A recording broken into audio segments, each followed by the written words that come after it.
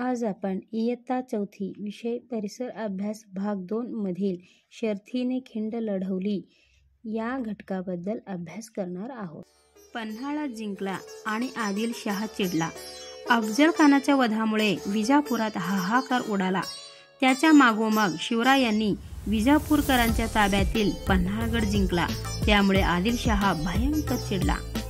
पन्हाळगडचा वेढा सिद्धी जौहर शूर पण क्रूर होता.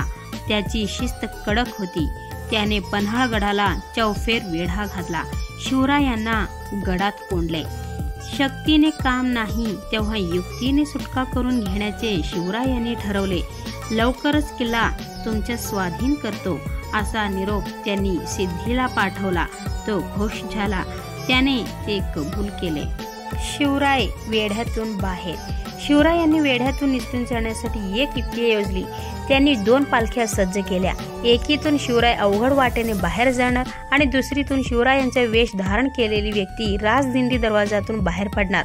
दुसरी पालखी शत्रू सैन्याला सहज दिसणार असल्याने ती पकडली जाणार आणि शिवाजी महाराजास पकडल्याचे समजून शत्रू जल्लोष करणार. एवढ्यात शिवराय अवघड वाटेने निसटून जाणार अशी ती योजना होती.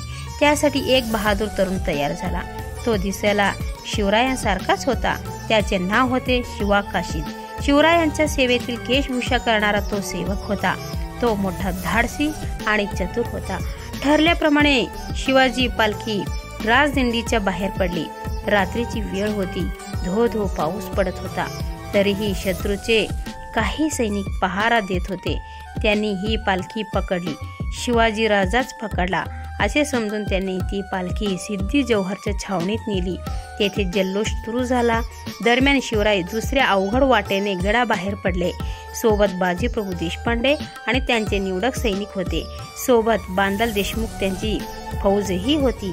इकडे थोड्या वेळाने शिवा काशीचा डाव उघडकीस आला. तेव्हा सिद्धीने संतापून त्याला तत्काळ ठार केले. शिवरायांसाठी स्वराज्यासाठी शिवा काशीदने आत्मबलिदान केले. तो अमर झाला.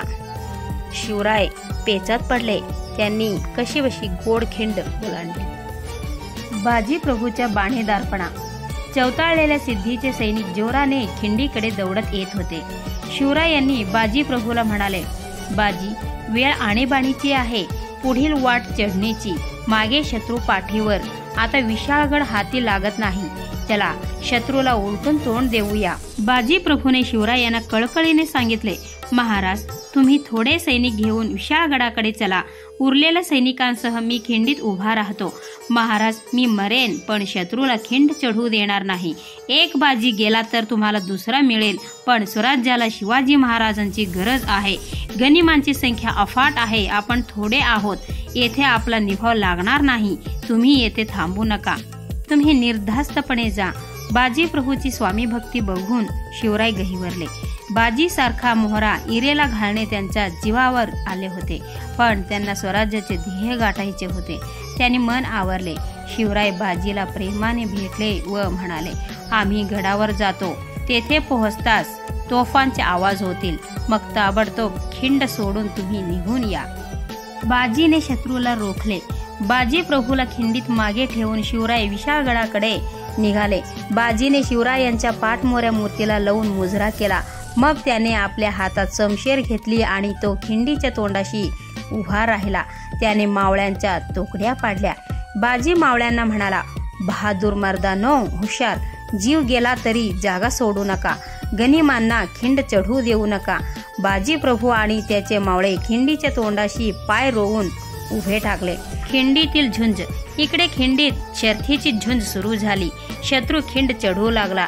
शत्रूची पहिली तुकडी खिंडीवर येऊन धडकली. मावळ्यांनी शत्रूवर दगडांचा वर्षाव सुरू केला. बाजीप्रभू ओरडला, हाणा मारा. मावळ्यांना स्फुरण चढले. हर हर महादेव अशी गर्जना करत ते शत्रूवर तुटून पडले. पुन्हा दगडांचा वर्षाव सुरू झाला. बाजी बेहोश होऊन ओरडला, शाबास माझ्या पठ्ठ्यांनो, फेका आणखी दगड. ठेचा गनिमांना. होऊ दे जोराचा मारा. शाबास तुमची. दुसऱ्या तुकडीचा निकाल लागला. बाजीचा पराक्रम. इकडे घोड खिंडीत शर्थीची झुंज अजून चालू होती. सिद्धी मसऊद चिडला होता. त्याची तिसरी तुकडी खिंड चढू लागली. मराठ्यांनी शौर्याची शर्थ केली. शत्रूने बाजी प्रभूवर हल्ला चढवला. बाजीला घेरले. बाजी द्वेषाने लढू लागला. त्याने पराक्रमाची शर्थ केली. बाजीच्या अंगावर अनेक वार झाले. जागोजागी जखमा झाल्या. अंगातून रक्ताच्या धारा वाहू लागल्या. तरीही त्याने खिंडीचे तोंड सोडले नाही. त्याचा सारा देह रक्ताने न्हाऊन निघाला, पण तो मागे हटला नाही. त्याने मध्येच ओरडून मावळ्यांना सूचना दिली. मावळ्यांनी शत्रूवर निकराचा मारा केला. शत्रू हटला. बाजी प्रभू गायाळ झाला होता, तरीही मावळ्यांना झुंज चालू ठेवण्यास तो बजावत होता. त्याचे सारे लक्ष तोफांच्या आवाजाकडे होते. ही पावनखिंड. एवढ्यात तोफेचा आवाज कडाडला. तोफांचे आवाज धारातीर्थी कोसळलेल्या बाजीच्या कानी पडले. महाराज गडावर पोहोचले. मी माझी चाकरी बजावली. आता मी सुखाने मरतो असे म्हणून त्या स्वामी भक्त बाजी प्रभूने प्राण सोडला. ही वार्ता विशाळगडावर महाराजांना समजली तेव्हा त्यांना मोठे दुःख झाले आणि ते म्हणाले, बाजी प्रभू देशपांडे स्वराज्यासाठी धारातीर्थी पडले. बांदलांच्या लोकांनी युद्धाची शर्थ केली. बाजी प्रभू सारखे देशभक्त होते म्हणून स्वराज्याचे पाऊल पुढे पडले.